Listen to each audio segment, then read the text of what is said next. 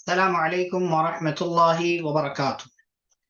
بسم الله الرحمن الرحيم. الحمد لله رب العالمين وبه نستعين والصلاة والسلام على رسوله الأمين نبينا محمد وعلى آله وأصحابه أجمعين ومن تبعهم بإحسان إلى يوم الدين أما بعد. محترم اسلامی بھائیوں اور بہنوں، آج کی ہماری یہ کلاس جو اس کورس کی 7ویں کلاس ہے، انشاءاللہ آج کی اس کلاس میں ہم امام مسلم رحمہ اللہ کا تذکرہ آپ کے سامنے کریں گے۔ اس سے پہلے 5 ائمہ 5 محدثین کے تعلق سے بات ہو چکی ہے: امام ابو حنیفہ، امام مالک، امام شافعی، امام احمد بن حنبل اور امام بخاری رحمہم اللہ۔ آج انشاءاللہ گفتگو ہوگی امام مسلم رحمہ اللہ کے حوالے سے۔ امام مسلم رحمہ اللہ کون ہیں اور کس طرح کی زندگی انہوں نے گزاری، اس حوالے سے چند ایک باتیں آپ کی خدمت میں پیش کی جائیں گی۔ امام مسلم رحمہ اللہ کی کتاب مشہور ہے، آپ جانتے ہیں، صحیح مسلم، اور اسی کے حوالے سے لوگ انہیں جانتے ہیں، دنیا انہیں جانتی ہے۔ اسی کے حوالے سے لوگ انہیں جانتے ہیں اور دنیا ان کو جانتی ہے، اور ان کے تعلق سے مختلف باتیں لوگوں کے علم میں موجود ہیں۔ امام شافعی رحمہ اللہ کے حوالے سے آئیے مختلف باتیں آج کی اس کلاس میں ہم آپ کے سامنے ذکر کرتے ہیں۔ امام مسلم رحمہ اللہ، ان کا نام کیا ہے، ان کا نسب کیا ہے، ان کا خاندان کیا ہے؟ سب سے پہلے وہ دیکھیے۔ الامام الحافظ الحجہ ابو الحسین مسلم بن الحجاج بن مسلم بن ورد بن کوشاس القشیری النیسابوری، یہ ان کا پورا نام ہے، یعنی گویا کہ امام حافظ حجہ یہ ان کا لقب ہے، ابو الحسین ان کی کنیت ہے، مسلم بن حجاج ان کا مکمل نام ہے، والد کا نام حجاج تھا، اور پھر اس کے بعد بن مسلم بن ورد بن کوشاس، بعض لوگوں نے کوشار لکھا ہے، بعض لوگوں نے کوشاد لکھا ہے، القشیری النیسابوری۔ قشیر ایک علاقہ تھا، اسی کی طرف نسبت تھی، اور نیساپور جس شہر کے تھے وہ اس کی طرف نسبت ہے۔ 202 ہجری یا 204 یا 206 تینوں طرح کی باتیں بیان کی جاتی ہیں کہ 202 ہجری میں پیدا ہوئے یا 204 ہجری میں پیدا ہوئے یا 206 ہجری میں امام مسلم رحمہ اللہ نیساپور یا نیشاپور نامی شہر میں پیدا ہوئے، اور وہیں علم کی کئی منزلیں طے کی۔ ان کے والدین جو تھے صاحب حیثیت تھے، یعنی مالدار تھے، حیثیت والے تھے امام مسلم رحمہ اللہ کے ماں باپ، اس لیے امام مسلم رحمہ اللہ کو زندگی میں رزق کے لیے زیادہ تگ و دو یعنی بھاگ دوڑ نہیں کرنا پڑا، یعنی بہت زیادہ کوشش ان کو نہیں کرنا پڑا، اس لیے کہ ماں باپ جو ہے صاحب حیثیت تھے۔ انہوں نے اپنی زندگی علم حدیث کی خدمت کے لیے وقف کر دی تھی، یعنی اپنی پوری زندگی انہوں نے حدیث کے لیے لگا دیا، اور اسی کے سلسلے میں محنت کرتے تھے اور کوشش کرتے تھے۔ امام مسلم رحمہ اللہ نے علم کب حاصل کرنا شروع کیا اور کتنی عمر سے حاصل کرنا شروع کیا، کن کن علماء سے علم حاصل کیا؟ 18 برس کی عمر میں سب سے پہلے حدیث کا سماع یعنی لکھنا اور اس کو جو ہے محفوظ کرنا، لکھنا اور محفوظ کرنا، یہ کام امام مسلم رحمہ اللہ نے 18 سال کی عمر میں کرنا شروع کیا، یحییٰ بن یحییٰ تمیمی سے۔ ان کے جو حدیث کے سب سے پہلے استاد ہیں یحییٰ بن یحییٰ تمیمی۔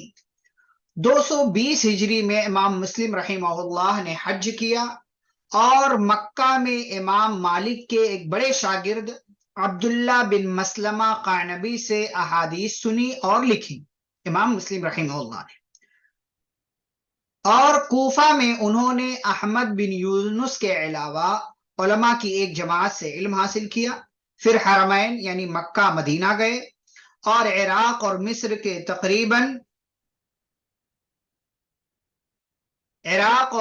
کے تقریباً 220 اساتذہ سے احادیث حاصل کیا امام مسلم رحمہ اللہ نے۔ حدیث کے حاصل کرنے کا طریقہ یہی تھا کہ حدیث کو سند اور متن کے ساتھ سنا اور لکھا جاتا تھا۔ امام مسلم رحمہ اللہ نے بھی یہ کام کیا۔ امام مسلم رحمہ اللہ کے بڑے بڑے اساتذہ، اور امام مسلم کی یہ قسمت ہے، یہ خوش نصیبی ہے کہ ان کو کئی بڑے بڑے اساتذہ ملے۔ ان کے اہم اساتذہ میں آپ جانتے ہیں امام احمد بن حنبل رحمہ اللہ بڑا نام ہے، احمد بن منذر، اسحاق بن راہوی، ابراہیم بن سعید جوہری، ابراہیم بن موسیٰ، ابو اسحاق رازی، احمد بن ابراہیم، اسحاق بن موسیٰ انصاری، اسماعیل بن ابی اویس، حرملہ بن یحییٰ، حسن بن ربیع بورانی، ابو بکر بن ابی شیبہ، یعقوب بن ابراہیم دورقی، ابو زرع رازی، یحییٰ بن معین۔ اور ایک بڑا نام جو امام مسلم رحمہ اللہ کے اساتذہ کی لسٹ میں ایک بڑا نام جو ہے وہ امام بخاری رحمہ اللہ۔ امام بخاری رحمہ اللہ کا نام ہے کہ امام بخاری رحمہ اللہ بھی امام مسلم رحمہ اللہ کے استاذ ہیں۔ ایک مرتبہ ایک واقعہ ہوا جو یہاں نہیں لکھا گیا ہے۔ ایک واقعہ ہوا، امام مسلم رحمہ اللہ کو ایک حدیث نہیں مل رہی تھی، انہوں نے کئی جگہ تلاش کیا، مختلف طریقوں سے تلاش کیا، اور پھر آخر میں اپنے استاذ امام بخاری رحمہ اللہ کے پاس پہنچے اور ان سے کہا کہ استاذ محترم، میں ایک حدیث تلاش کر رہا ہوں، بہت وقت سے تلاش کر رہا ہوں اور مجھے وہ حدیث نہیں مل رہی ہے۔ تو امام مسلم رحمہ اللہ سے امام بخاری رحمہ اللہ نے پوچھا کون سی حدیث ہے، کس مسئلے کی حدیث ہے، مجھے بھی بتاؤ۔ تو انہوں نے بتایا کہ اس اور اس طرح کی حدیث ہے۔ تو امام بخاری رحمہ اللہ نے فوراً وہ حدیث ان کو سنا دیا۔ اب اتنا سننا تھا، یعنی فوراً جواب ملنا تھا امام بخاری رحمہ اللہ کی طرف سے کہ امام مسلم رحمہ اللہ کہہ اٹھے، دعنی اقبل رجلیک یا استاذ الاستاذین ویا سید المحدثین ویا طبیب الحدیث فی العلل، کہنے لگے کہ آپ اپنا پیر آگے بڑھائیے، کہ اے استاذ محترم آپ اپنا پیر آگے بڑھائیے تاکہ میں آپ کے پیر کو بوسہ دوں، یعنی محبت کے جذبے کے ساتھ انہوں نے کہا۔ اور پھر کیا کہا، یا استاذ الاستاذین، اے استاذوں کے استاذ، ویا سید المحدثین، اے محدثین کے سردار، ویا طبیب الحدیث فی العلل، اور اے حدیث میں جو مختلف طرح کی بیماریاں لوگوں نے ڈال دی ہیں، جو کمزوریاں خرابیاں کی حدیثیں گڑھ لی ہیں، ضعیف حدیثیں لا کر کے پیش کر دیا ہے، تو اے اس میدان کے ماہر ڈاکٹر آپ اپنا پیر آگے بڑھائیے تاکہ میں آپ کے پیر کو، آپ کے قدموں کو بوسہ دے سکوں۔ یہ امام مسلم رحمہ اللہ نے محبت میں اپنے استاذ کے سامنے یہ بات کہی، اور امام بخاری رحمہ اللہ نے فوراً ان کو وہ حدیث سنا۔ تو یہ خوش نصیبی ہے امام مسلم رحمہ اللہ کی کہ ان کو بڑے بڑے اساتذہ، حدیث کے میدان کے ماہر لوگوں سے انہیں علم حاصل کرنے کا، حدیث کا علم حاصل کرنے کا موقع ملا، اور اس طریقے سے امام مسلم رحمہ اللہ نے ان سب سے علم حاصل کیا۔ امام مسلم رحمہ اللہ کا کاروبار کیا تھا؟ جیسا کہ اس سے پہلے ہم نے بتایا کہ امام مسلم رحمہ اللہ کے جو والدین تھے وہ صاحب حیثیت تھے۔ امام مسلم رحمہ اللہ کے کیا یہ کرنا صحیح ہے؟ یعنی بوسہ دینا، سجدہ کرنا نہیں تھا، وہ سجدہ کرنا نہیں تھا، بس ایک عظمت کے تعلق سے انہوں نے بات کی۔ جیسے سر کا بوسہ دیا جاتا ہے تو ایسے ہی جیسے ہاتھ کا بوسہ دیا جاتا ہے، یا بعض جگہوں پر اور کوئی کلچر ہے اس میں سجدہ اور رکوع والی کیفیت نہ ہو تو کر سکتے ہیں، تعظیم کی جا سکتی۔ وہ چیز، تعظیم کی وہ چیزیں جو اللہ کے لیے خاص ہیں ان کو کسی کے لیے بھی نہیں کیا جا سکتا۔ باقی آپ جیسے اگر قیام کی حالت میں رہتے ہاتھ بات کر کے آپ کھڑے رہتے ہیں، اگر اس طرح سے آپ کسی کے سامنے کھڑے ہو جائیں تو یہ بھی غلط ہے، یہ بھی غلط ہے۔ ایسے رکوع کی پوزیشن میں آپ چلے جائیں کسی کے سامنے، یہ بھی غلط ہے۔ سجدے کی پوزیشن میں کسی کے سامنے آپ چلے جائیں، یہ بھی غلط ہے۔ تو یہ چیزیں غلط ہیں، لیکن آپ نارمل ایسے آپ جو ہے سر کو جھکا کر کے ہاتھ نیچے کر کے ایک دم مطلب سرنڈر اپنے آپ کو آپ نے کیا ہوا، کوئی مسئلہ نہیں، سامنے والے کی عزت ہے۔ یا آنکھ نیچی کر کے آپ بات کر، سامنے والا آپ کو مخاطب کر رہا ہے لیکن آپ اس کی تعظیم میں آنکھ نیچی کر کے بات کر رہے ہیں، تو یہ جو ہے بے ادبی نہیں ہے، ایسا کیا جا سکتا ہے۔ تو جو چیز اللہ کے لیے خاص ہے یا جس چیز کو عبادت تصور کیا جاتا ہے وہ چیز آپ اللہ کے علاوہ اور کسی کے لیے نہیں کر سکتے ہیں۔ ٹھیک ہے جی۔ امام مسلم رحمہ اللہ کا کاروبار کیا تھا؟ اس سے پہلے میں نے بتایا کہ امام مسلم رحمہ اللہ کے ماں باپ صاحب حیثیت تھے۔ امام مسلم رحمہ اللہ کے والدین جو تھے، ماں باپ صاحب حیثیت تھے، اور ان کا کاروبار جو تھا امام مسلم رحمہ اللہ کا، جو والدین سے مال وغیرہ ملا، وہ کاروبار ایک قدیم گاؤں خان محمش میں تھا۔ خان محمش نام کا ایک علاقہ تھا امام مسلم رحمہ اللہ نیسابور میں جہاں پیدا ہوئے، اور ان کی معاش کا زیادہ تر انحصار ان کی جاگیر پر تھا۔ امام مسلم رحمہ اللہ کو بہت ساری جاگیر ملی تھی ماں باپ سے، جو نیشاپور میں ہی مضافات میں، یعنی نیشاپور کا جو شہر تھا اس کے کنارے اطراف والے حصے میں واقع تھا، اور امام مسلم رحمہ اللہ کی زندگی کا انحصار، یعنی جو گزارے کا سامان ہوتا تھا، یا جو کہہ لیجئے کہ زندگی گزارنے کے لیے جو چیزیں لگتی تھی، انہی سے ان کا کام چلتا تھا۔ امام مسلم رحمہ اللہ دکھنے میں کیسے تھے، ان کے اولاد وغیرہ کتنی تھی؟ تو امام حاکم کے والد عبداللہ بن حمدویہ کو ان کے والد امام حاکم کے دادا نے بتایا کہ انہوں نے امام مسلم رحمہ اللہ کی زیارت کی تھی خان محمش میں، جہاں ان کی جاگیر تھی۔ ان کی قامت پوری، یعنی لمبے قد کے تھے، رنگ گورا اور داڑھی سفید تھی۔ انہوں نے عمامے کا یعنی پگڑی کا ایک کنارہ دونوں کندھوں کے درمیان پشت پر یعنی پیٹھ پر لٹکایا ہوا تھا، جیسا کہ آپ دیکھتے ہیں کہ لوگ پگڑی باندھتے تو پشت پر لٹکاتے۔ امام حاکم کے والد کہتے ہیں کہ انہوں نے امام مسلم رحمہ اللہ کے گھر میں ان کی بیٹیوں کی اولاد بھی دیکھی۔ اس سے پتہ یہ چلا کہ امام مسلم رحمہ اللہ کی بیٹیاں وغیرہ تھی۔ باقی اس حوالے سے تفصیلات بہت زیادہ نہیں ملتی ہیں کہ انہوں نے کتنی شادیاں کی، ٹوٹل ان کی کتنی اولاد تھی۔ امام مسلم رحمہ اللہ پڑھ کر فارغ ہوئے تو انہوں نے کئی ایک کتابوں کی تصنیف کی، کئی ایک کتابوں کو لکھا، کئی ایک کتابیں جمع کی، کئی ایک الگ الگ ٹاپک پر، الگ الگ موضوعات پر انہوں نے کتابیں لکھی۔ جیسے امام مسلم رحمہ اللہ کی کچھ اہم ترین تصنیفات ہیں جنہیں امام حاکم اور دوسرے محدثین نے ذکر کیا ہے۔ ان میں سے چند ایک کتابوں کا نام یہاں ذکر کیا گیا۔ نمبر ایک الاسامہ والکنا، یہ ناموں کے اوپر ہے، یہ ناموں کے اوپر ہے اور کنیتوں کے اوپر ہے۔ فلاں محدث کا نام کیا تھا، ان کی کنیت کیا تھی، فلاں محدث کا نام کیا تھا، اس لیے کہ اس کا بڑا اہتمام ہوتا تھا ان کے یہاں۔ دوسری کتاب ہے کتاب الطبقات۔ طبقہ ایک لیول کو کہتے ہیں، اس کے بعد دوسرا لیول، تیسرا لیول، یعنی پہلے لیول کے محدثین، دوسرے لیول کے، تیسرے لیول کے، مطلب کیٹیگری آپ کہہ سکتے ہیں، اس حساب سے اس سلسلے میں کتاب ہے۔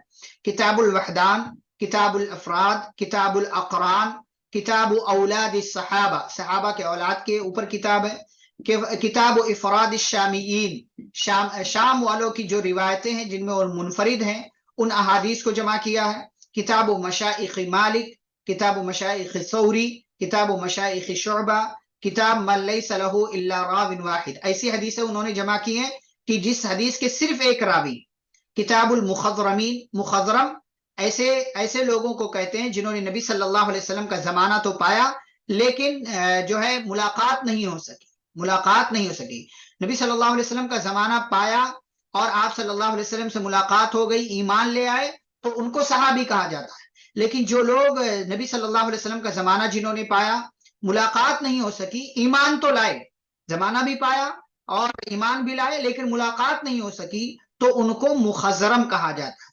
اس سلسلے میں ایک مشہور مخضرم جو ہیں، ان کا کیا نام ہے، کوئی بتا سکتے ہیں؟ جی، اویس قرنی، ماشاءاللہ، بارک اللہ فیکم۔ اویس قرنی، انہوں نے نبی صلی اللہ علیہ وسلم کا زمانہ پایا لیکن آپ سے ملاقات نہیں ہو سکی۔ جی ٹھیک ہے، بارک اللہ فیکم۔ اس کے بعد حدیث کے اوپر، خاص حدیث کے اوپر انہوں نے کتاب لکھی، کتاب المسند الکبیر علی الرجال، کتاب الجامع علی الابواب، کتاب المسند الصحیح، اور یہی وہ کتاب ہے جس کو عام زبان میں صحیح مسلم کہا جاتا ہے، ایک چوتھی کتاب حدیث کے سلسلے میں لکھی، کتاب حدیث عمرو بن شعیب ایک راوی ہیں، تو انہوں نے جو حدیثیں جمع کی ہیں ان تمام احادیث کو امام مسلم رحمہ اللہ نے ایک جگہ اکٹھا کر دیا۔ حدیث کے سلسلے میں جو نقد ہے، یعنی حدیث پر جو تبصرہ کیا جاتا ہے، جو کمنٹ کیا جاتا ہے، اس سلسلے میں بھی کتاب لکھی، کتاب التمیز، کتاب العلل، کتاب سوالات احمد بن حنبل، کتاب اوہام المحدثین۔ حدیث کی فقہ جو ہوتی، حدیث کا سمجھنا بھی ایک فن ہے، اس کے سلسلے میں ایک کتاب لکھی، کتاب الانتقاء بأحب السباع، یہ امام مسلم کے اہم ترین کتابوں کے نام ہیں، اور بھی کئی کتابیں امام مسلم رحمہ اللہ نے لکھی۔ اور چونکہ ان تمام کتابوں میں صحیح مسلم جو ہے منفرد ہے، اکیلی ہے، مطلب الگ نظر آتی ہے، بڑی مشہور ہے، اور قرآن اور صحیح بخاری کے بعد سب سے زیادہ صحیح کتاب ہے، بلکہ بعض لوگ صحیح بخاری کے ساتھ اس کو شامل کرتے ہیں۔ تو اس سلسلے میں صحیح مسلم کس طرح کی کتاب ہے، اس کا خاص امتیاز کیا ہے، یہ دیکھتے ہیں۔ حافظ ابن عساکر اور امام حاکم رحمہ اللہ کہتے ہیں کہ امام مسلم اپنی کتاب صحیح مسلم کو دو اقسام میں دو الگ الگ قسطوں میں مکمل کرنا چاہتے، 2 پارٹ میں مکمل کرنا چاہتے تھے۔ وہ چاہتے تھے کہ پہلے پارٹ میں طبقہ اولا کے راویوں کی صحیح حدیث ہو، یعنی طبقہ اولا جو بالکل اوپر والے ہیں، میں نے کہا نا لیول ہے، محدثین میں بھی لیول ہے، تو پہلے پارٹ میں اوپر ہائی لیول کے جو راوی ہیں، صحیح حدیث کے جو راوی ہیں، ان کو بیان کیا جائے، اور دوسرے سیکنڈ پارٹ میں جو ہے اس کے بعد کے لیول کے جو لوگ راوی ہیں ان کی صحیح حدیث کو جمع کیا جائے۔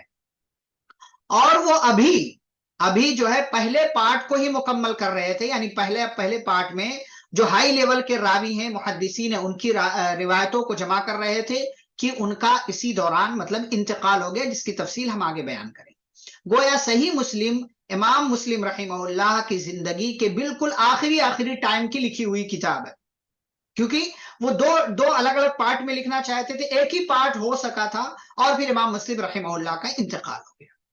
صحیح مسلم امام مسلم رحمہ اللہ کے علم اور ان کے مقام و مرتبے کو بتاتی ہے کہ کس طریقے سے انہوں نے کتاب لکھی، اور اس سے پہلے سارا کام اپنی جگہ مستقل ہونے کے ساتھ ساتھ صحیح مسلم کی تیاری یا بنیاد سازی کا کام بھی کیا، یعنی امام مسلم رحمہ اللہ نے مطلب بڑی تیاری کی اس کتاب کو لکھنے کے لیے، اور اس کتاب کے لکھنے کے لیے کیا کیا ضروری چیزیں، اس تمام ضروری چیزیں امام مسلم رحمہ اللہ نے اکٹھی کی، جیسے رجال یعنی راویوں کی سند میں جتنے راوی ہیں ان تمام لوگوں کا علم، متون یعنی جو حدیث کا جو متن ہے، جو سبجیکٹ ہے، اس کو جاننا، اس کی جانکاری، نمبر 3، اور علل، کسی نے اس حدیث کو ضعیف تو نہیں کہا ہے، کسی نے اس پر کوئی ایسا تبصرہ تو نہیں کیا ہے جس کی وجہ سے حدیث کو نہ لیا جائے، تو ان رجال، متون اور علل پر مکمل عبور اور تیاری کے بعد ہی ایسی کتاب لکھی جا سکتی ہے جیسی صحیح مسلم ہے، اور امام مسلم رحمہ اللہ نے کتاب لکھی۔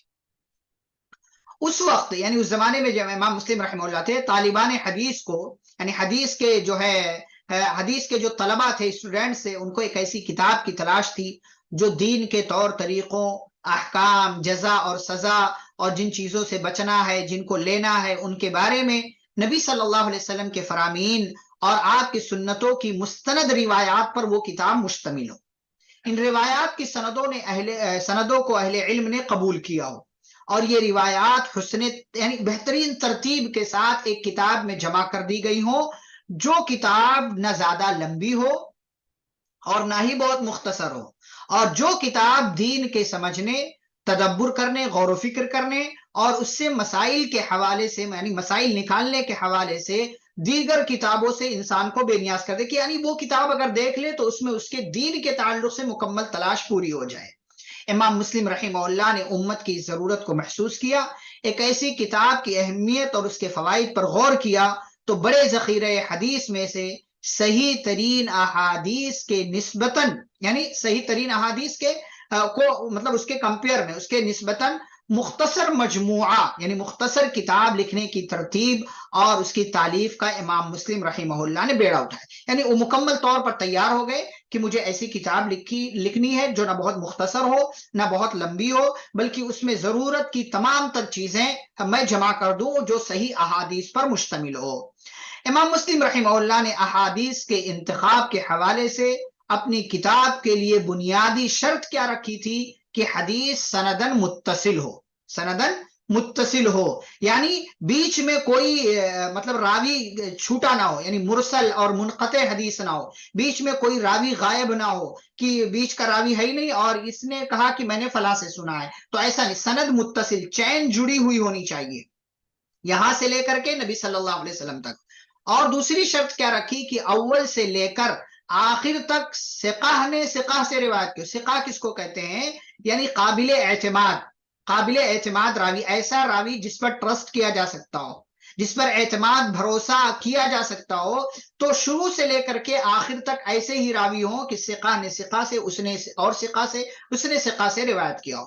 اور ایسی حدیثیں امام مسلم رحمہ اللہ نے لکھنے کی شرط رکھی کہ جو حدیثیں شذوذ یعنی منفرد، یعنی جو شاذ یعنی سب سے الگ تھلگ، ایک طرف تو ایک ٹاپک پر کئی ایک حدیث ہیں، لیکن دوسری طرف اس کے اپوزٹ میں ایک جو ہے اس کے خلاف صرف ایک حدیث ہے، تو بہت ساری حدیثیں کسی جو ہے مسئلے پر ہیں، کسی ٹاپک پر ہیں، اور اسی ٹاپک پر اس کے اپوزٹ، ان تمام احادیث کے اپوزٹ میں صرف ایک حدیث ہے، تو اس کو شاذ کہا جاتا ہے۔ اس کو شاذ کا، جیسے ایک طرح کی چیز کو 10 راویوں نے روایت کی ہے لیکن اس کے خلاف اس کے اپوزٹ چیز کو کوئی ایک راوی روایت کرتا ہے، اس کو شاذ حدیث کہا جاتا ہے۔ تو ایسی حدیث نہیں رکھنا ہے، یعنی شاذ حدیث اور علل سے، یعنی ایسی تمام طرح کی علت جمع علل، بیماری یعنی بیماریوں سے، ہر قسم کی خرابیوں سے پاک احادیث کو وہ اپنی کتاب میں جمع کریں گے۔ چنانچہ امام مسلم رحمہ اللہ نے یہ بیڑا اٹھایا اور انہوں نے صحیح مسلم کی تصنیف کی۔ اب جب صحیح مسلم کے امام مسلم رحمہ اللہ نے تصنیف کی تو ایک بہترین کتاب بن کر کے آئی، اور اس سے پہلے ان کے استاذ امام بخاری رحمہ اللہ ایک کتاب لکھ چکے تھے جو کتاب صحیح حدیث پر مشتمل تھی۔ تو اب بعض لوگوں نے یہ کہا کہ صحیح مسلم جو ہے بہتر ہے صحیح بخاری سے، اور بعض لوگوں نے، اکثر لوگوں نے کہا صحیح بخاری بہتر ہے۔ اور واقعی اگر آپ حدیث کے ماہر ہیں، حدیث کے اگر آپ جاننے والے ہیں تو، اور حدیث کی تمام تر باریکیوں سے آپ واقف ہیں، تو بعض چیزوں میں آپ کو یہ ضرور مطلب معلوم ہوگا کہ صحیح مسلم صحیح بخاری سے بہتر ہے، بعض چیزوں میں کلی طور سے نہیں کہہ رہا ہوں۔ تو آئیے دیکھتے ہیں کہ صحیح بخاری اور صحیح مسلم کا موازنہ، دونوں کو کمپیئر کرتے ہیں کہ دونوں میں مطلب کون بہتر ہے اور لوگوں نے اس تعلق سے کیا کہا ہے۔ امام بخاری اور امام مسلم ہم عصر ہیں، یعنی ایک ہی زمانے کے۔ میں نے کہا امام بخاری رحمہ اللہ کس سال پیدا ہوئے تھے، ہم پچھلی مجلس میں بیان کر چکے ہیں، کس سال پیدا ہوئے؟ جی بارک اللہ فیک، 194 میں، 194 میں پیدا ہوئے۔ اور امام مسلم رحمہ اللہ کے تعلق سے ہم نے دیکھا کہ ابھی 202 یا 204 یا 206 ہجری میں پیدا ہوئے۔ تو آپ کہہ لو 8 سال 10 سال یا 12 سال کا دونوں میں فاصلہ تھا، دونوں میں فاصلہ تھا۔ اور 256 ہجری میں امام بخاری رحمہ اللہ کا انتقال ہوا، اور امام مسلم رحمہ اللہ کا 261 میں یعنی 261 میں۔ تو وفات کے تعلق سے صرف 5 سال کا فرق، اور پیدائش کے تعلق سے 8 سال یا 10 سال یا 12 سال کا فرق ہے۔ تو ہم عصر تھے، یعنی ایک ہی زمانے کے تھے، گرچہ امام بخاری رحمہ اللہ استاذ بن گئے اور امام مسلم رحمہ اللہ ان کے شاگرد ہیں، لیکن دونوں ہم عصر ہیں۔ دونوں نے فقہی ترتیب پر احادیث کے صحیح مجموعے کی ضرورت کو ایک ہی دور میں محسوس کیا، یعنی دونوں نے اپنے اپنے حساب سے محسوس کیا، اور دونوں نے اپنی اپنی حدیث کی ترتیب، حدیث کی کتاب لکھی، اس کو جمع کیا۔ صحیح بخاری اور صحیح مسلم دونوں کے صحیح ہونے پر امت کا اجماع ہے، امت متفق ہے کہ دونوں کی تمام احادیث صحیح ہیں۔ اس کے ساتھ یہ بھی بحث چلتی رہی ہے کہ دونوں میں سے ترجیح کس کتاب کو حاصل، یعنی اوپر کون ہے، کس کا وزن بھاری ہے، صحیح بخاری کا یا صحیح مسلم کا۔ تو صحیح مسلم کی شرح لکھی ہے امام نووی رحمہ اللہ نے، وہ فرماتے ہیں کہ علماء اس بات پر متفق ہیں کہ قرآن مجید کے بعد صحیح ترین کتابیں صحیح بخاری اور صحیح مسلم ہیں۔ امت نے انہیں اسی حیثیت سے قبول کیا ہے۔ صحیح بخاری دونوں میں سے صحیح ترین ہے، یعنی اگر صحیح بخاری صحیح مسلم کو دیکھا جائے تو صحیح بخاری زیادہ بہتر ہے، فوائد اس کے زیادہ واضح ہیں اور دقیق ہے، یعنی بہت باریکی سے سمجھنے والی کتاب ہے، دونوں قسم کے معارف میں بڑھتا ہے، ٹھیک ہے، یعنی فوائد کے لحاظ سے بھی اور باریک مسائل کے لحاظ سے بھی۔ یہ بات بھی درست ہے کہ امام مسلم رحمہ اللہ امام بخاری سے استفادہ کرتے تھے، یعنی امام مسلم رحمہ اللہ امام بخاری کے شاگرد تھے، اور یہ بھی کہتے تھے کہ علم حدیث میں، حدیث کی دنیا میں امام بخاری کی کوئی نظیر یعنی کوئی مثال موجود نہیں، ان کے جیسا کوئی نہیں۔ مجموعی حیثیت سے، اوورآل مجموعی حیثیت سے صحیح بخاری کو صحیح مسلم پر ترجیح حاصل ہے، اور یہی درست پوائنٹ آف ویو ہے، یعنی مطلب صحیح نقطۂ نظر ہے جس کے جمہور علماء ماہرین فن اور علم حدیث جاننے والے یہی بات کہتے ہیں۔ امام ابو علی حسین نیشاپوری اور مغرب کے بعض علماء صحیح مسلم کو اوپر رکھتے ہیں کہ صحیح مسلم بہتر ہے، لیکن جمہور علماء کس کو کہتے ہیں، یعنی میجورٹی جس کی طرف ہے، یعنی علماء اگر 10,000 علماء نے کہا ہے تو اس میں سے 9,000 8,000 7,500 7,000 علماء نے صحیح بخاری کو اوپر رکھا ہے کہ صحیح بخاری ہی کو ترجیح حاصل۔ معروف فقیہ اور نقاد حدیث حافظ ابو بکر اسماعیل رحمہ اللہ نے اپنی کتاب المدخل میں اس بات کو دلائل سے واضح کیا ہے کہ صحیح بخاری صحیح مسلم سے اوپر ہے، صحیح مسلم سے اوپر ہے۔ البتہ صحیح مسلم کے بعض، جیسا کہ میں نے کہا، بعض امتیازی پہلو ایسے ہیں جو اسی کتاب کے ساتھ خاص ہیں، یعنی اسے صحیح مسلم بعض ناحیوں سے، بعض پوائنٹ کے حساب سے بہتر ہے جو اسی کتاب کے ساتھ خاص ہے۔ جن لوگوں نے صحیح بخاری پر صحیح مسلم کو اوپر رکھا ہے، جن لوگوں نے صحیح بخاری کو کے اوپر صحیح مسلم کو رکھا ہے، ان کے سامنے بس یہی امتیازی پہلو تھا کہ بعض ناحیوں سے صحیح مسلم اوپر ہے، اسی لیے لوگوں نے صحیح مسلم کو اوپر رکھ دیا۔ امام نووی رحمہ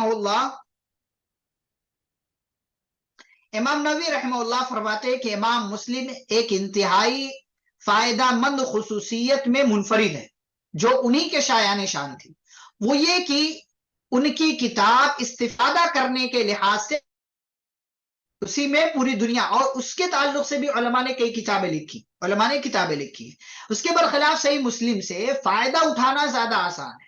انہوں نے ہر حدیث کو ایک ہی جگہ جو اس کے لائق تھی وہاں لکھ دیا، نوٹ کر دیا، اور اس کی کئی سندیں اور اس کے تعلق سے جو مختلف الفاظ اور جملے جو آئے ہوئے تھے سب ایک ساتھ بیان۔ مثال کے طور پر ایک ٹاپک پر ایک حدیث ہے، اور وہ حدیث، اس کی سند، اس کا متن سب امام مسلم رحمہ اللہ کی شرطوں پر صحیح اترتی ہے، تو وہ حدیث لکھ دیا۔ پھر ایک اسی ٹاپک پر ایک دوسری حدیث ملی، وہ بھی ان کے شرطوں کے حساب سے تھی لیکن اس کے الفاظ تھوڑے الگ تھے، وہ بھی لکھ دیا۔ یعنی ایک ہی ٹاپک پر ایک سے زائد احادیث امام مسلم رحمہ اللہ اسے ایک ساتھ درج کرتے چلے جاتے۔ اگر آپ صحیح مسلم اٹھائیں تو آپ کو اس کا اندازہ ہوگا، اور اس کی متعدد سندیں اور روایت شدہ مختلف الفاظ اس کے ساتھ ہی بیان کر دیتے۔ اس سے طالب علم کے لیے، یعنی اسٹوڈنٹ کے لیے، ایک علم تلاش کرنے والے کے لیے اس حدیث کے متعلق تمام صورتوں پر نظر ڈالنا اور اس سے فائدہ اٹھانا آسان ہو گیا ہے۔ اس طریقے سے امام مسلم نے حدیث کی جو سندیں ذکر کی ہیں ان پر قاری کا اعتماد بڑھ جاتا ہے، اسی لیے آپ ایک ہی حدیث کو صحیح مسلم کے اندر مختلف الفاظ سے اور مختلف سندوں سے پائیں گے، اور وہ ایک ہی جگہ آپ کو مل جائے گا۔ صحیح بخاری میں کیا ہے کہ ایک ہی حدیث الگ الگ الفاظ کے ساتھ آپ کو الگ الگ جگہ ملے گی، لیکن الگ الگ جگہ ایک ساتھ نہیں ملے گی۔ صحیح مسلم میں ایک ساتھ ملے گی، اور اس کی وجہ سے فائدہ اٹھانا آسان ہو جاتا ہے، جبکہ صحیح بخاری میں ایک ہی ٹاپک پر الگ الگ حدیثیں ہیں الگ الگ الفاظ کے ساتھ، لیکن سب ایک جگہ نہیں ہے بلکہ الگ الگ مقامات پر الگ الگ چیپٹر کے تحت امام مسلم رحمہ اللہ نے اس کو ذکر کیا، امام بخاری رحمہ اللہ نے ذکر کیا، اور امام مسلم رحمہ اللہ کا اپنا طریقہ۔ تو یہ ایک بات تھی۔ امام مسلم رحمہ اللہ کے تعلق سے ایک اور بات کی تائید اور توثیق امام مسلم رحمہ اللہ کی کتاب کو، ان کی شخصیت کو۔ امام مسلم رحمہ اللہ کا بہت بڑا کارنامہ ہے کہ وہ ایک ہی حدیث کو اپنے ایک استاد کے علاوہ دوسرے اساتذہ کی سندوں سے بیان کرتے ہیں، پھر ان کے اوپر کی سند میں ایک ہی استاد یا کئی ایک اساتذہ سے بیان کرنے والے ایک سے زیادہ راویوں کی سندیں بیان کرتے ہیں، اور بالکل اوپر ایک ہی حدیث کو اگر ایک سے زیادہ صحابہ نے روایت کیا ہے تو مختلف سندوں سے ان تمام روایات کو بھی لے آتے۔ آج اگر کوئی مطالعہ کرنے والا ایک ہی حدیث لے لے، امام مسلم رحمہ اللہ کی ذکر کردہ تمام سندوں کو سامنے رکھے، تو یہ واضح ہو جاتا ہے کہ امام مسلم رحمہ اللہ نے ایک حدیث کو اپنے ایک استاد اور اوپر تک اس کے ایک استاد سے روایت کرنے پر اکتفا نہیں کیا، بلکہ وہ ایک ہی استاد سے روایت کرنے والے مختلف لوگوں کے پاس حدیث لکھنے کے لیے حاضر ہوئے۔ یعنی جیسے ایک حدیث انہوں نے امام بخاری سے سنا، یا امام مسلم سے سنا، یا امام احمد بن حنبل سے سنا، تو اب امام احمد بن حنبل سے انہوں نے تو سنا، لیکن امام احمد بن حنبل نے کس سے سنا؟ وہ ان سب کے پاس جاتے تھے، ان سب کی روایتیں لیتے تھے، اور ان تمام لوگوں کی روایتیں وہ جمع کرتے تھے اگر وہ زندہ ہے تو ایک استاذ مختلف اوقات میں روایت کرنے والے ان کے مختلف شاگردوں سے الگ الگ وہی حدیث سنی اور اس کی توثیق کی۔ اس طرح انہوں نے واضح کیا کہ جن اساتذہ نے مختلف اوقات میں مختلف لوگوں کے سامنے وہ حدیث بیان کی اور ہمیشہ ایک ہی جیسے الفاظ سے بیان کرتے رہے، وہ حقیقت میں یاد کرنے، حفظ کرنے اور اتقان یعنی مضبوطی کے اعتبار سے انتہائی قابل اعتماد۔ یعنی آپ اگر کوئی ایک ہی بات کئی مرتبہ کہیں اور سیم الفاظ کے ساتھ کہیں تو آپ مطلب گویا کہ آپ کا حافظہ بہت اچھا ہے اور آپ چیزوں کو بڑی اچھی سے مضبوطی کے ساتھ محفوظ رکھتے ہیں، لیکن اگر ایک ہی بات آپ الگ الگ مجلس میں الگ الگ الفاظ کے ساتھ کہیں یا الگ الگ جملوں کے ساتھ کہیں یا بیان کرنے کا انداز الگ ہو، تو اس کا مطلب ہے کہ آپ کو زیادہ یاد نہیں رہتا، ہاں واقعہ آپ کے ذہن میں۔ اسی لیے کہتے ہیں کہ جھوٹ کے ہاتھ پیر نہیں ہوتے۔ ایک بندہ جھوٹا اگر ہے، وہ ایک چیز کو کسی مجلس میں بیان کرتا ہے تو اگلی مجلس میں دوبارہ اسی میں کچھ اور ایڈ کر کے بیان کر دیتا ہے، ایڈ کر کے. تو اگر کوئی اس طریقے سے کرتا ہے تو گویا کہ اس کا حافظہ زیادہ مضبوط ہے، جو یہاں بات ہو رہی ہے. انہوں نے اپنے اساتذہ سے اوپر کی سندیں بھی اسی طرح مختلف بیان کرنے والے کے روایات کے ذریعے سے توثیق کی. یعنی امام مسلم رحمہ اللہ کا امتیاز ہے کہ وہ ایک حدیث کس نے روایت کی ہے وہ زندہ ہے تو اس کے پاس جا کر کے ان حدیثوں کو باقاعدہ سنا اور پھر ان کو جمع کیا. اچھا یہاں پر دیکھیں ایک بات، اگر حدیث کے الفاظ یا سند میں کوئی انتہائی معمولی فرق بھی ہے، جیسے حدثنا اور اخبرنا کا فرق، حدثنا اور اخبرنا میں تھوڑا سا فرق، ہم سے حدیث بیان کیا اور ہمیں خبر دی، دونوں میں تھوڑا سا فرق ہے، تو اس کو بھی محفوظ کیا امام مسلم رحمہ اللہ نے. یعنی اگر ان کے کسی استاد نے کہا کہ حدثنا فلاں، مجھ سے حدیث بیان کیا فلاں نے، تو ان کو اس حدیث کو اسی لفظ کے ساتھ ذکر کیا ہے. اور اگر کسی نے کہا اخبرنا فلاں، مجھے خبر دی ہے فلاں نے، تو اس کو اسی کے ساتھ ذکر کیا امام مسلم رحمہ اللہ نے. متن میں بھی انتہائی معمولی کمی بیشی کو بھی ذکر کیا، جہاں متن یعنی جو حدیث کا سبجیکٹ ہے اس حدیث کے اندر کوئی ذرا سا بھی فرق ہے کسی راوی سے روایت کرنے میں، وہ فرق بھی ذکر کر دیا ہے.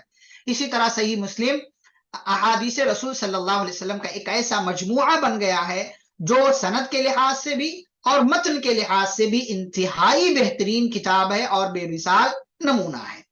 اب صحیح مسلم میں حدیثوں کی تعداد کتنی ہے؟ صحیح مسلم میں حدیثوں کی تعداد کتنی ہے؟ آئیے دیکھتے ہیں. اس جو امام مسلم رحمہ اللہ نے احتیاط کیا، جو چیزیں دیکھی، اس احتیاط و اہتمام کے ساتھ امام مسلم رحمہ اللہ نے جو صحیح مسلم مرتب کی، تکرار کے بغیر یعنی بنا ریپیٹ کیے، اس کی احادیث کی تعداد 3033 ہے، 3033. اور اگر ریپیٹ کے ساتھ حدیثیں شمار کی جائیں تو کل حدیثیں 7563، 7563 اتنی حدیثیں بنتی. اور امام مسلم رحمہ اللہ نے یہ جو صحیح مسلم میں حدیثیں اتنی لکھی ہیں، کتنی حدیثوں سے؟ 3,00,000 احادیث سے منتخب کیا، چوز کیا، پھر یہاں درج کیا ہے. یہ بات یاد رکھنی چاہیے کہ 3,00,000 احادیث سے مراد 3,00,000 متن یا جو حدیثیں نہیں ہیں، جیسا کہ اس سے پہلے بھی میں نے وضاحت کیا ہے، بلکہ احادیث کی عدد شماری کا اصول اس مثال سے واضح ہوتا ہے کہ اگر ایک صحابی سے ایک تابعی نے حدیث بیان کی ہے تو ایک حدیث ہے، اگر 2 نے کی ہے تو 2 حدیثیں ہیں. اس طرح تابعی سے جتنے شاگردوں نے سن کر حدیث بیان کی ہے اسی حساب سے نمبر بڑھتا جائے. یعنی ایک حدیث کو جتنے راوی روایت کریں گے تو اتنی ہی زیادہ مطلب کوانٹٹی بڑھتی جائے گی روایت کرنے والوں کی. ایک حدیث کو اگر 1000 لوگوں نے روایت کیا تو وہ 1000 مانی جائے گی، ایک نہیں مانی جائے گی. ٹھیک ہے. 3,00,000 احادیث سے مراد 3,00,000 الگ الگ سندوں سے بیان کردہ روایات ہیں. بعض لوگ اس اصول کو نہیں سمجھتے، اسی لیے بہت سی غلط فہمیوں کا شکار ہوتے ہیں اور کہتے ہیں اتنی حدیث کہاں تھی، اتنی حدیث 3,00,000 حدیثیں نبی نے کب بیان کر دیا، 10,00,000 بولتے ہو 10,00,000 حدیثیں کب بیان کر دیا. تو وہ 10,00,000 اصل حدیثیں سبجیکٹ وائز متن نہیں ہوتی ہیں، بلکہ جتنی زیادہ سندیں ہوں گی اتنا ہی نمبر اور فگر بڑھتا چلا جائے گا. وفات امام مسلم رحمہ اللہ کی وفات کب ہوئی، کس طریقے سے ہوئی، ایک آخری بات ان کے حوالے سے دیکھ لیجئے. ان کی وفات کا واقعہ جس طرح تاریخ بغداد نامی کتاب اور سیر و اعلام النبلاء وغیرہ میں بیان کیا گیا انتہائی عجیب ہے، انتہائی. اس سے پتہ چلتا ہے کہ حدیث میں ان کی تلاش کا کیا عالم تھا اور اس حدیث میں ان کا انہماک یعنی ان کی مشغولیت، ان کا کنسنٹریشن، ان کی توجہ کس درجے پر پہنچا ہوا تھا. امام مسلم رحمہ اللہ جیسا کہ اس سے پہلے میں نے کہا صحیح مسلم انہوں نے اپنے عمر کے آخری مرحلے میں تصنیف کی ہے. اس کو 2 حصوں میں لکھنا چاہتے تھے، پہلا حصہ ہی لکھ رہے تھے، تقریباً مکمل ہو گیا تھا پہلا حصہ، لیکن پھر اللہ کی طرف سے قضا آ گئی اور امام مسلم رحمہ اللہ کی وفات ہو گئی. کہتے ہیں احمد بن سلمہ کہتے ہیں امام مسلم رحمہ اللہ سے استفادے کے لیے یعنی ان سے فائدہ اٹھانے کے لیے، ان سے حدیث سننے کے لیے ایک مجلس مذاکرہ منعقد کی، یعنی بات چیت کی محفل، مجلس منعقد کی گئی. اس میں ان کے سامنے ایک ایسی روایت کا، حدیث کا ذکر آیا جو ان کو معلوم نہیں تھی، امام مسلم رحمہ اللہ. اور پھر وہ مجلس ختم ہوئی. امام مسلم رحمہ اللہ اپنے گھر واپس آئے اور گھر واپس آ کر کے اپنے کمرے میں بیٹھے، چراغ جلایا، روشنی کیا اور گھر والوں سے کہا کہ ان کے کمرے میں کوئی نہ آئے، کوئی ڈسٹرب نہ کرے، کوئی ڈسٹرب نہ کرے. گھر والوں نے بتایا کہ گھر میں کھجور کا ایک ٹوکرا ہدیہ بھیجا گیا ہے، کسی نے تحفہ دیا ہے، کیا کیا جائے اس کا؟ تو امام مسلم رحمہ اللہ نے کہا بھیج دو، میرے کمرے میں لے آؤ، اور وہ کمرے میں کھجور کا ٹوکرا لا کر کے رکھ دیا گیا، اور بقیہ لوگ گھر میں چلے گئے، امام مسلم رحمہ اللہ اپنے کمرے میں، اور پھر وہ ایک حدیث جو ان کو اس مجلس میں جس حدیث کی بات آئی تھی وہ حدیث نہیں ملی، اس حدیث کی تلاش میں ڈوب گئے۔ ٹوکرا ساتھ رکھا ہوا تھا، کھجور کا ٹوکرا ساتھ رکھا ہوا تھا۔ امام مسلم رحمہ اللہ حدیث تلاش کرتے، کتابیں اٹھا کر کے، جو بھی رجسٹر میں، دفتر میں اور کاپی میں، نوٹ بک میں، جو بھی اس زمانے میں تھا، سب میں جو لکھا ہوا تھا اٹھا کر دیکھتے، اور ادھر ٹوکرے سے اٹھا کر کے کھجور کھاتے، دیکھتے رہتے تھے کتاب میں، اور کھجور اٹھا کر کے کھاتے، ایک ایک دانہ اٹھا کر کے منہ میں ڈالتے رہتے تھے۔ پوری رات اسی طریقے سے گزر گئی، پوری رات اسی طریقے سے گزر گئی، اور یہی تلاش چلتی رہی، یہی عمل چلتا رہا۔ کھجور کے ٹوکرے میں کبھی ہاتھ جا رہا ہے، اور کبھی ہاتھ جو ہے کتاب اور کاپی کے جو ہے کاغذات پر ہے، کھاتے جا رہے ہیں، تلاش کرتے جا رہے ہیں، کھاتے جا رہے ہیں، تلاش کرتے جا رہے ہیں، اور اخیر میں جب صبح ہو گئی تو حدیث کی تفصیلات مل گئی، یعنی حدیث کیا ہے کیا نہیں ہے اس کی پوری ڈیٹیلز، پوری تفصیل مل گئی، اور ادھر کیا ہے، ٹوکرا بھی خالی ہو گیا۔ اب ٹوکرا آپ کتنا بھی کم مانے، 5-10 کلو کھجور تو رہا ہوگا۔ ٹوکرا بولتے ٹوکری نہیں ہے، ٹوکری میں بھی اگر آپ ٹوکری ہی مان لیں تو 2-3 کلو کھجور رہا ہوگا، ٹوکری میں آرام سے 2-3 کلو، 4 کلو، 5 کلو کھجور آ سکتا ہے۔ آپ مطلب چھوٹی سی بات، ٹوکرا بھی خالی ہو گیا، لیکن حدیث مل گئی، تلاش پوری ہو گئی۔ کہا جاتا ہے کہ اسی وجہ سے، ظاہر سی بات ہے، آپ عادت کے خلاف کھجور، جیسے آپ اگر روزانہ 3 یا 5 یا 7 کھجور کھاتے ہیں، عادت کے خلاف آپ 15، 20، 30، 50 کھجور ایک دن میں کھا جائیں تو اس کی وجہ سے جو ہے آپ کی طبیعت بگڑ سکتی ہے، آپ کا پیٹ خراب ہو سکتا ہے، ہاضمہ خراب ہو سکتا ہے۔ امام مسلم رحمہ اللہ نے جو ٹوکرا بھر کر کے کھجور کھا لیا تھا رات میں، کہتے اسی وجہ سے ان کی طبیعت بگڑ گئی، اور پھر طبیعت بگڑی تو اسی بیماری میں امام مسلم رحمہ اللہ کا انتقال ہو گیا۔ امام مسلم رحمہ اللہ کی وفات 24 رجب 261 ہجری اتوار کے دن شام کو ہوئی، اور اگلے ہی دن یعنی پیر کے دن منڈے کو نیشاپور میں، جہاں امام مسلم رحمہ اللہ پیدا ہوئے تھے، وہیں پر حدیث کے میدان کا بہت بڑا ماہر انسان، صحیح مسلم کے مصنف امام احمد اور امام بخاری کے شاگرد امام مسلم رحمہ اللہ کی تدفین عمل میں آئی، اور وہ اپنے پیچھے حدیث کا ایک بڑا ذخیرہ، ایک بڑی کتاب چھوڑ کر کے ہمیشہ کے لیے اس دنیا سے چلے گئے۔ جسم چلا گیا، زندگی ختم ہو گئی، لیکن عمل، نیکی، ثواب کا ایک بڑا ذریعہ صحیح مسلم کی صورت میں چھوڑ کر کے اس دنیا سے گئے، اور ان کی وفات سے لے کر کے اب تک تقریباً یہ 1200 سال ہونے والے ہیں، 12 صدیاں گزر گئی ہیں۔ جتنی مرتبہ جہاں کہیں بھی صحیح مسلم سے کوئی حدیث پڑھی جاتی ہے، جہاں کوئی عالم یہ حوالہ دیتا ہے رواہ مسلم، اخرجہ مسلم، وہاں پر اس حوالے کا، اس حدیث کا ثواب، بیان کرنے کا ثواب، لکھنے کا ثواب، جمع کرنے کا ثواب امام مسلم رحمہ اللہ کو برابر پہنچ رہا ہے۔ رحمہ اللہ واسکنہ فسیح جناتی۔ امام مسلم رحمہ اللہ کی زندگی کے حوالے سے مختصر نوٹ جو آپ کو دیا گیا اور آپ کو بتایا گیا، یہ مختصر باتیں ان کے تعلق سے ذکر کی گئی۔ اچھا، اردو اور رومن نوٹس دونوں ایک ساتھ جو ہے آپ سب کو بھیج دیے گئے ہیں، آپ لوگ چیک کریں، دونوں ایک ہی میں، اردو بھی رومن بھی دونوں میں ایک ہی ہے۔ اب تک جتنے ائمہ کا ہم نے تذکرہ کیا 6 کا، وہ 6 کی تفصیلات آپ کو بھیج دی گئی ہیں۔ 4 ائمہ باقی رہ جاتے ہیں، ان کا بھی انشاءاللہ اسی ہفتے کوشش کریں گے کہ ان سے متعلق بھی نوٹس آپ کو اسی ہفتے مل جائیں۔ کل جو ہے سنڈے ہے، کل سنڈے کو کلاس نہیں ہوگی۔ کیوں؟ اس لیے کہ کل ممبئی کے اندر جہاں ہم ہیں، جہاں آفس ہے، یہاں پر صوبائی جمعیت کی طرف سے پروگرام ہے علماء کے لیے، دورہ تدریبیہ جس کو کہا جاتا ہے، سال بھر میں ایک بار ہوتا ہے، وہ انشاءاللہ کل منعقد ہوگا یہی کرلا ممبئی میں، تو اس کی وجہ سے کل انشاءاللہ ہماری کلاس نہیں ہوگی۔ اگلے ہفتے کی جو ہماری آخر کی 2 کلاسیں رہ جاتی ہیں، ان میں ہم بقیہ 4 ائمہ کا، امام ابو داؤد، امام ترمذی، امام نسائی، امام ابن ماجہ، ان 4 ائمہ کا تذکرہ انشاءاللہ اگلی 2 کلاسوں میں آپ کے سامنے کر دیں گے، اور پھر اسی حساب سے وقت بچے گا تو انشاءاللہ ہم تھوڑا مختصر ریویژن کر لیں گے۔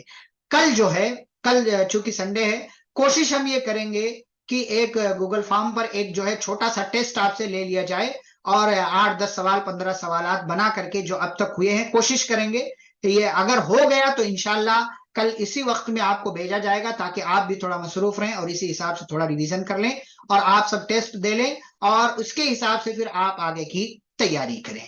یہ کچھ اعلانات تھے، کچھ مختصر سی باتیں تھی جو آپ کے سامنے رکھی گئی. جی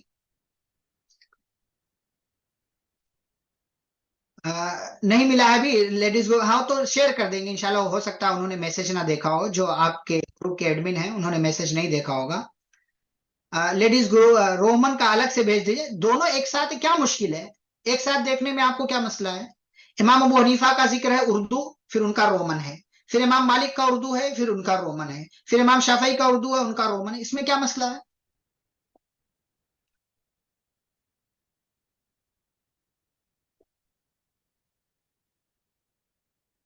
کس نے کہا؟ مجھے اس بات کا علم نہیں ہے کہ امام البانی رحمہ اللہ نے صحیح مسلم کی حدیث کو ضعیف کہا ہے. کسی حدیث کو مجھے اس کا علم نہیں ہے، اور جہاں تک میرا علم ہے ایسی کوئی بات نہیں ہے. سند کے ساتھ جو حدیثیں بیان کی گئی ہیں وہ ضعیف نہیں ہے. آپ چونکہ آپ حدیث کے طالب علم نہیں ہیں اس لیے آپ کو اس کا فرق نہیں معلوم ہوگا. فرق کیا؟ صحیح بخاری میں بھی بعض روایتیں ضعیف ہیں، حدیث نہیں کہہ رہا ہوں میں. حدیث کس کو کہتے ہیں؟ سند اور متن. جب کتاب کے تعلق سے حدیث کی بات ہوگی تو حدیث کہتے ہیں سند اور متن کا مجموعہ. تو صحیح بخاری میں صحیح مسلم میں ایسی کوئی ضعیف حدیث نہیں ہے، لیکن صحیح بخاری میں بعض روایتیں، بعض باتیں ایسی ہیں جن کو امام بخاری رحمہ اللہ نے معلقاً ذکر کیا، تعلیقاً کہتے ہیں. ان میں سے بعض باتیں ضعیف ہیں. جیسے کہ ایک بات یہ ہے کہ نبی صلی اللہ علیہ وسلم پر جب وحی کا سلسلہ شروع میں بند ہوا، پہلی وحی آئی اس کے بعد وحی آنا بند ہو گئی، تو پیارے نبی صلی اللہ علیہ وسلم نے خودکشی کرنے کی کوشش کی. خودکشی کریں، جبکہ یہ بات آپ صلی اللہ علیہ وسلم کی نبوت کی شان کے خلاف ہے کہ نبی خودکشی کرنے کی کوشش. یہ بات صحیح بخاری میں درج ہے. آپ کو ریق المختوم میں جو سیرت کی کتاب دلسیل نیکٹر اس میں بھی مل جائے گی. یہ جو ہے درست بات نہیں ہے. تو صحیح بخاری میں صحیح مسلم میں جو بھی حدیثیں ہیں وہ بالکل صحیح ہیں، لیکن جو تعلیقاً ذکر کیا گیا ہے یا بغیر سند کے جن باتوں کو ذکر کیا گیا ہے وہ اصل کتاب کا حصہ نہیں ہے، وہ ضعیف ہے. وہ بعض باتیں ان میں سے، میں سب کو نہیں کہہ رہا ہوں، بعض باتیں ان میں سے ضعیف. یہ خالی آپ کے علم کے لیے بتا رہا ہوں، ورنہ اس میں تفصیلات بہت. امتحان کے تعلق سے ابھی ہم کوئی بات نہیں کر رہے ہیں.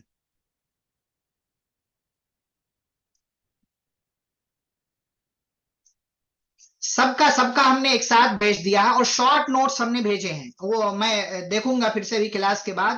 جو آپ کے گروپ کے لیڈیز گروپ کے جو ہے جینٹس والے گروپ میں تو میں نے بھیج دیا ہے. لیڈیز والے گروپ میں دیکھوں گا جو آپ کے کوآرڈینیٹر ہیں یا ایڈمن ہیں، میں ان سے پوچھوں گا ابھی انہوں نے بھیجا ہے کہ نہیں بھیجا ہے. انشاءاللہ وہ میسج دیکھیں گے تو بھیج دیں گے آپ کو. اور اس میں جو ہے شارٹ نوٹس ہیں امام ابو حنیفہ کا، اور سب سارے لوگوں کا شارٹ نوٹ. اس سے پہلے جو بھیجا گیا تھا، جو کتاب بھیجی گئی تھی، اس پر زیادہ توجہ مت دیجیے، اس پر زیادہ توجہ مت دیجیے. جو اب بعد میں آپ کو بھیجا گیا اس کو دیکھیے. ایگزام کے تعلق سے ہم کوئی بات نہیں کر رہے ہیں. جب کلاس ختم ہو جائے گی تو اس کے بعد ایگزام کے تعلق سے ہم انشاءاللہ بات کریں گے. ائمہ اربعہ میں سے کوئی تابعی نہیں تھا. تبع تابعی تو تھے ہی، تبع تابعی تو تھے ہی. امام مالک بھی تبع تابعی ہیں، امام ابو حنیفہ بھی تبع تابعی ہیں. چلے انشاءاللہ تو کل کوشش میں کروں گا، یہ پکا نہیں ہے، کوشش کروں گا اگر سوالات بن گئے تو انشاءاللہ کل آپ لوگوں کا ایک چھوٹا سا ٹیسٹ ہوگا اسی ٹائم میں. اور لیکن کلاس تو نہیں ہوگی، کلاس تو نہیں ہوگی. انشاءاللہ اگلے سیٹرڈے کو پھر ہم ملاقات کریں گے. چلے آسان ہو رہی یہاں پر. سبحانک اللہم و بحمدک اشہد ان لا الہ الا انت استغفرک و اتوب الیک. السلام علیکم ورحمۃ اللہ وبرکاتہ.